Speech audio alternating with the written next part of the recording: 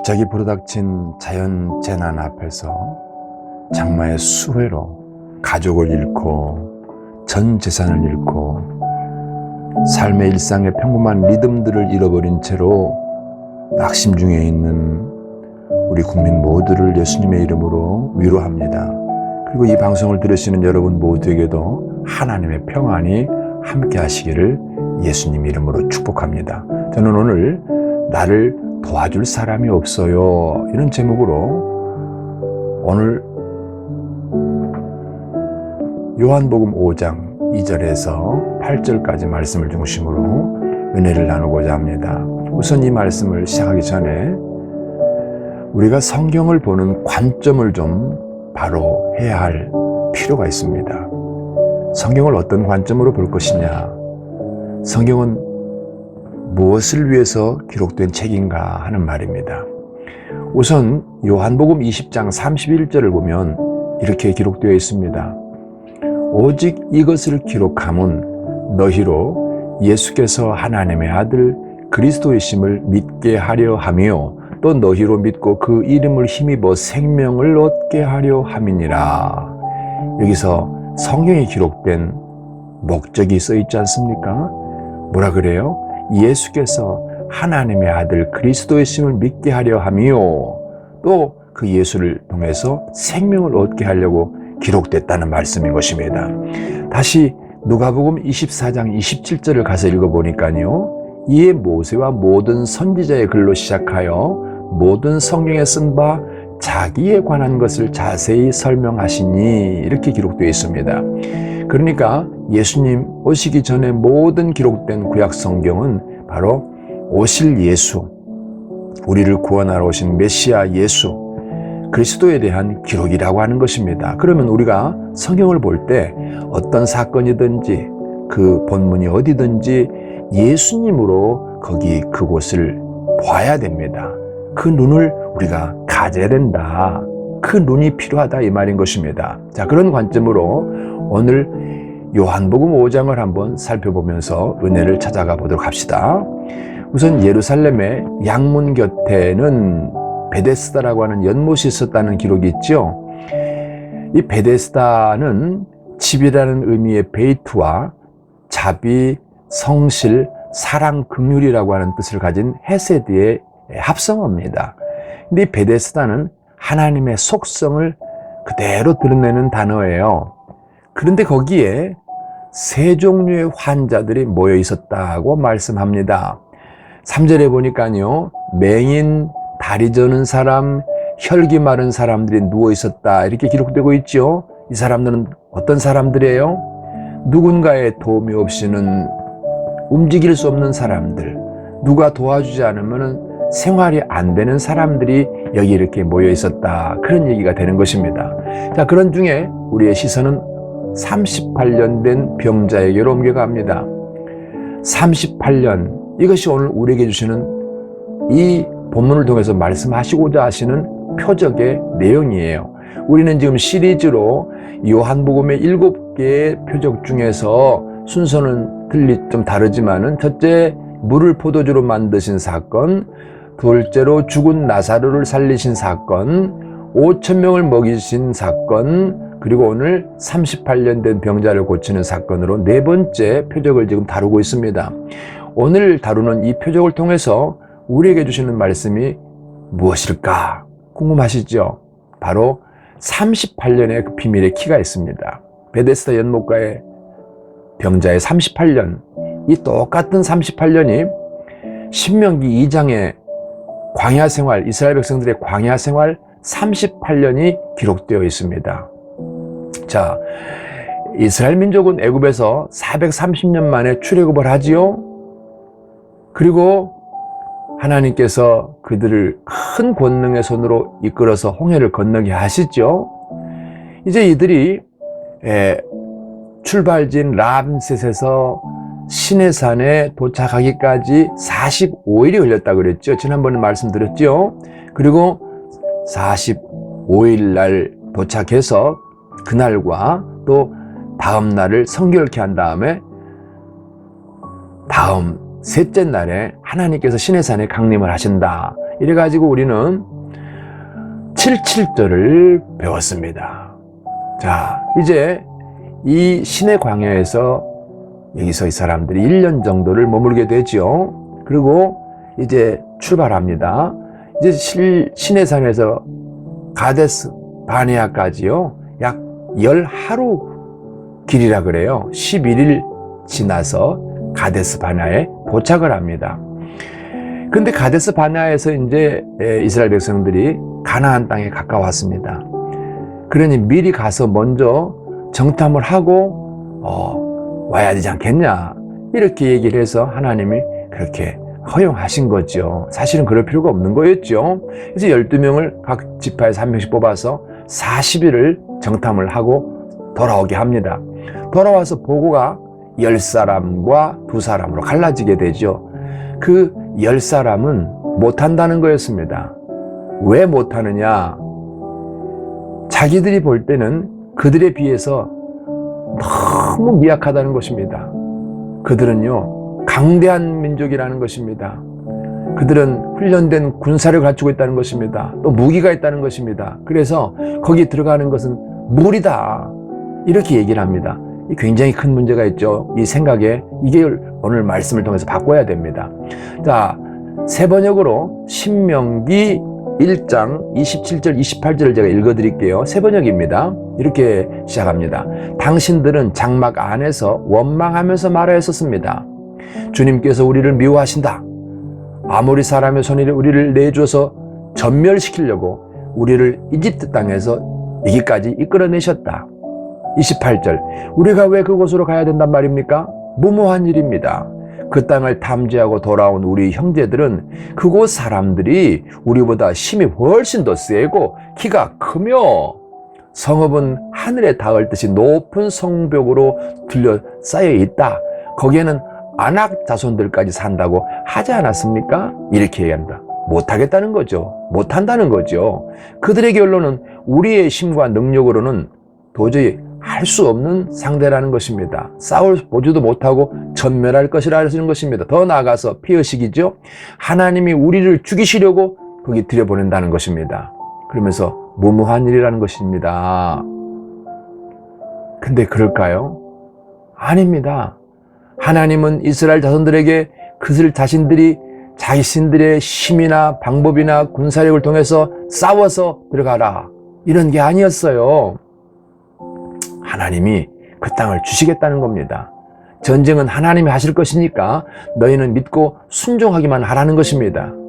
그들이 그 땅을 차지하기 위해서 뭔가 다른 어떤 사람의 힘을 생각하거나 또 만들어야 된다, 그런 것은 인간이 가지고 있는 뿌리 깊은 자아중심적인 자기가 하나님 된 의식에서 나오는 고정관념입니다.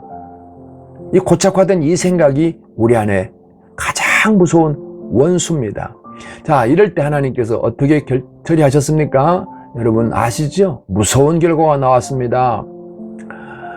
출애굽한 20세 이상 남자가 60만 3,550명이었습니다. 그 가운데 하나님이 하신다, 하나님이 우리를 거기 들여보내주기로 하셨다, 그러니 믿고 순종하자, 우리는 이길 수 있다, 이렇게 말한 여호수아와 갈렙을 뺀 나머지, 그러니까 60만 3,548명이 세렛 시내를 건너보지도 못하고 모두 죽었습니다. 민수기 14장 34절 이하에 보니까 진중에서 천사에게 죽임을 당했다라고 기록하고 있습니다. 모세가 신명기 2장에서 그때 상황을 회고하면서 하는 말씀입니다. 신명기 2장 14절을 제가 읽어드릴게요. 가데스 바네아에서 떠나 세렛 시내를 건너기까지 38년 동안이라.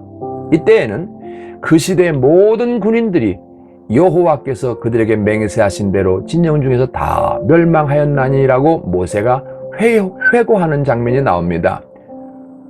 이들이 실패했던 결정적 요인이 무엇입니까? 그들은 가나안 땅을 차지하기 위해서 자신들의 힘과 능력을 본 겁니다. 그때 그들은 할 수 없다고 결론 내린 것이죠. 오히려 하나님이 자기들을 죽이시려고 이루고 있다는 그런 생각까지 하게 됩니다. 자, 이것이 오늘 우리의 문제예요. 하나님 모르는 사람들은 말이죠, 이런 의식 속에 갇혀서 벗어나질 못합니다. 그래서 자기 환경을 원망합니다. 자기가 현재 처해 있는 상황에서 누군가가 날 도와줄 사람이 없어서, 남보다 조건이 안 좋아서, 학벌이 안 좋아서, 부모로부터 타고난 재산이 없어서 내가 이렇고 산다고 하는 것입니다. 진정으로 없는 게 무엇입니까? 그게 아니죠. 이스라엘 백성들에게 하나님이 계셨잖아요. 그러나 그들이 하나님을 의식하지 못하는 것이 그들의 문제였다면 오늘 살고 있는 우리 모습이 바로 이 모습입니다. 우리에게 필요한 것이 진정으로 도와줄 한 사람이 필요합니까? 힘센 아저씨가 필요합니까? 권력자가 필요합니까? 돈 많은 부자가 내게 입어야 됩니까? 아니지 않습니까? 신앙을 다시 한번 잘 정리해 보십시오. 하나님 모르는 사람들의 문제는요, 이렇게 해석을 합시다. 주인의 문제입니다. 누가 그들을 지배하느냐 말입니다. 누가 그들을 이끌어가느냐 말인 것입니다. 이것의 문제예요. 자, 그것을 살펴보면요, 이것이 인생의 문제란 말이에요. 누구의 지도를 받느냐, 누구의 인도를 받느냐, 누가 누구를 따라가느냐의 문제라 이 말인 것입니다.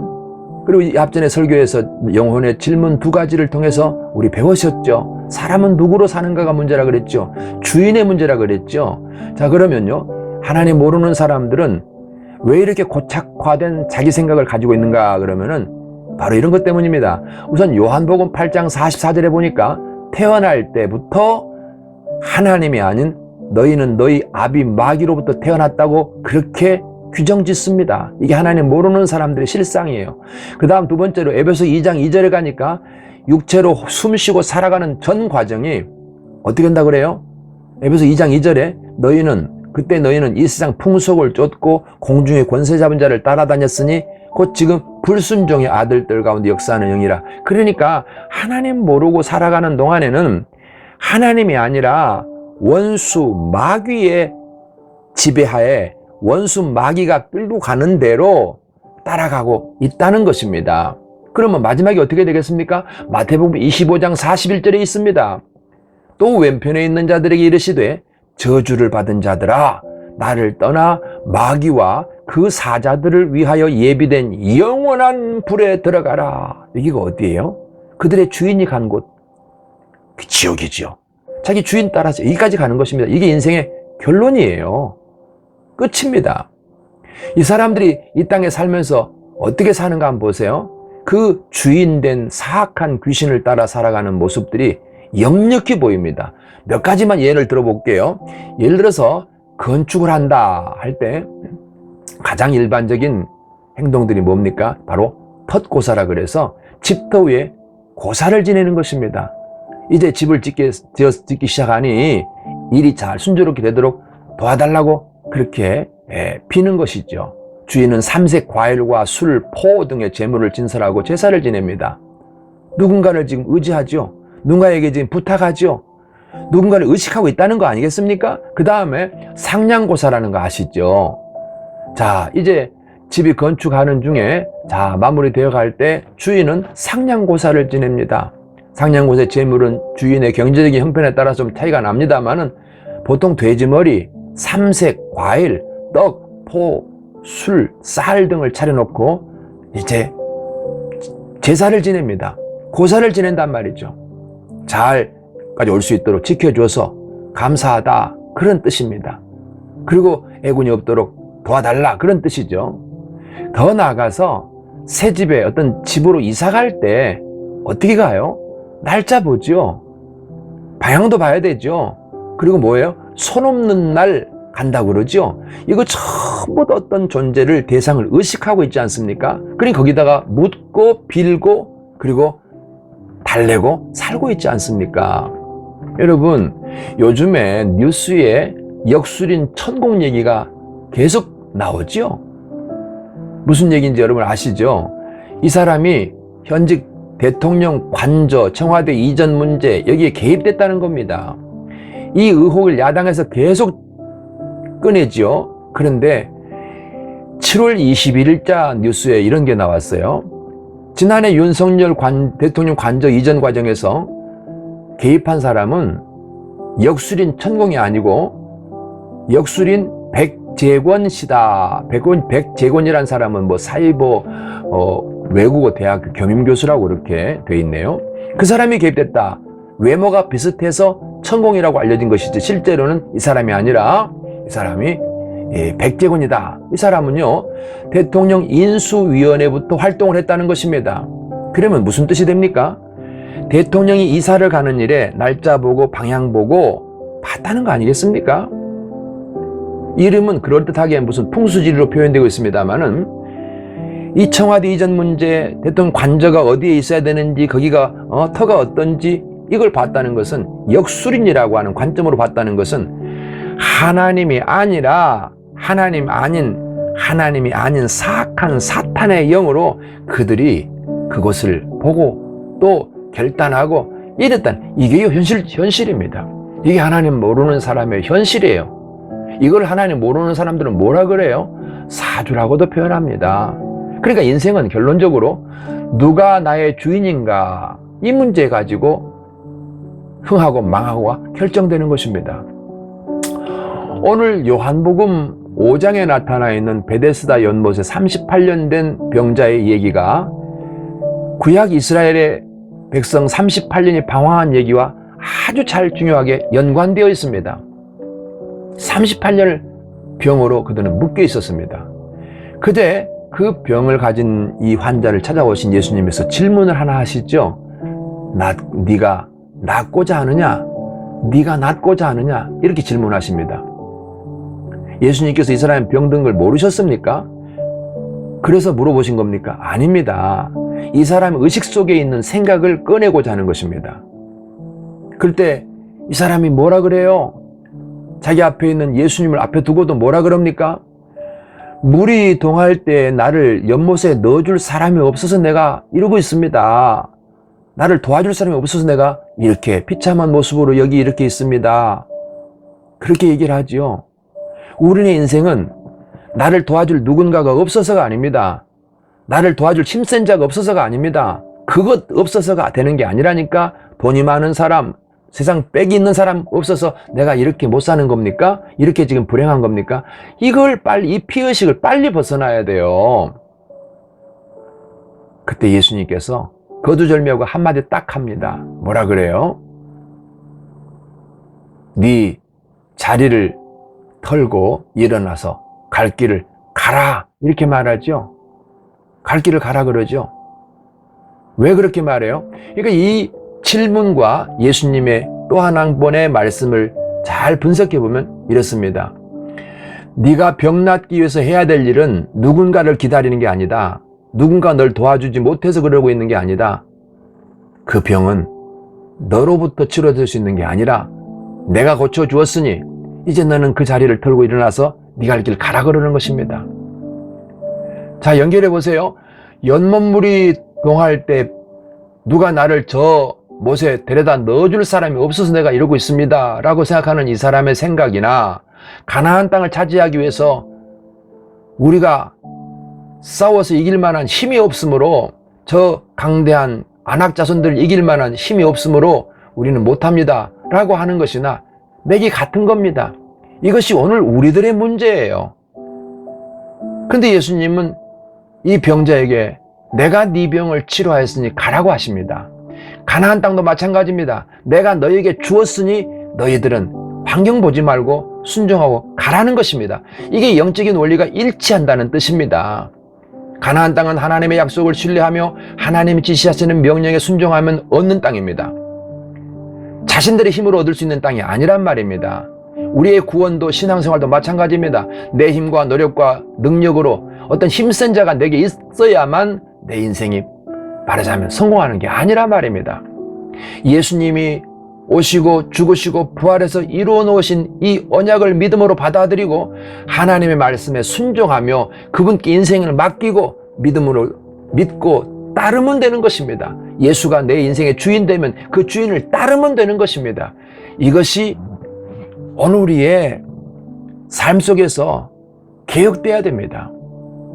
예수님 안에 있다고 하면서도, 예수 믿는다고 하면서도 여전히 내 생각으로, 내 방법으로, 내 계산으로. 그리고 우리가 왜 낙심합니까? 나는 부모로부터 타고난 재산이 없다는 거죠. 나는 도와줄 백이 없다는 거예요. 돈이 없어서 내가 이렇게 산다는 거 아닙니까? 아니에요. 없는 건 딱 하나입니다. 하나님이 여러분 안에 계시지 않아서 그래요. 하나님이 여러분 안에 안 계시기 때문에 지금 그러고 있는 것입니다. 여러분 안에 하나님 계십니까? 아니, 지식으로 믿는다고 말하지 마시고 그분을 신뢰합니까? 맡기셨습니까? 순종하고 따라갑니까? 돌아보세요. 그것이 없어서 여러분 오늘 우리 삶은 이렇게 고난 속에 빠져 있는 것입니다. 사랑하는 이 방송을 들으시는 모든 하나님 지체 여러분, 다시 정리합시다. 오늘 우리에게 없는 것은요, 딱 한 가지 없습니다. 하나님이 안 계십니다.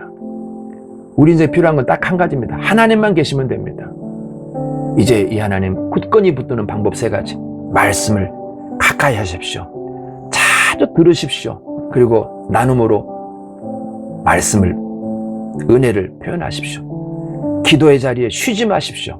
3번째, 알았으면 더 내주세요. 이 3단계를 통해서 여러분 인생은 놀라운 일이 벌어질 것입니다. 전혀 새로운 인생이 될 것입니다. 이제 남은 한 주간 새로운 결단으로 살아가시기를 예수님의 이름으로 축복합니다. 감사합니다.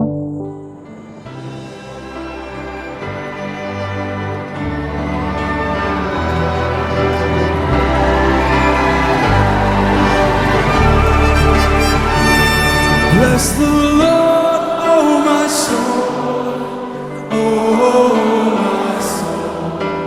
Worship His holy name. Sing like never before, oh my soul. I worship Your holy name.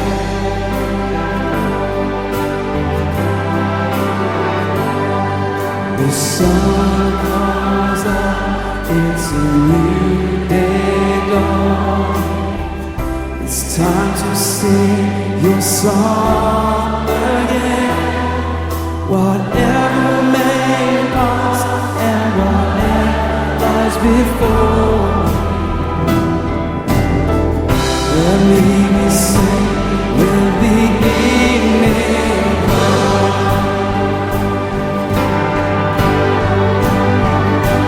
Bless the Lord, my soul, oh my soul. Worship His holy name. Sing like never before, oh my soul. I worship Your